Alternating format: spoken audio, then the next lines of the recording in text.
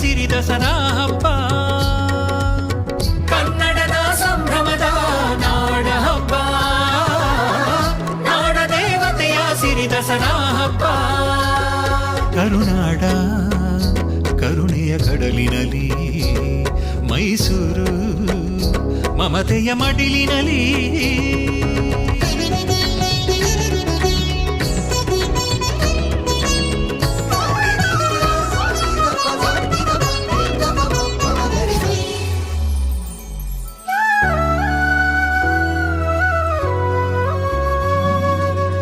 ಅರಮನೆಯ ಅಂಗಳದಿ ಅಂಬಾರಿಯ ಸೊಬಗು, ಮೆರವಣಿಗೆಯ ಸಡಗರದಿ ಜನಮನಗಳ ಮೆರುಗು.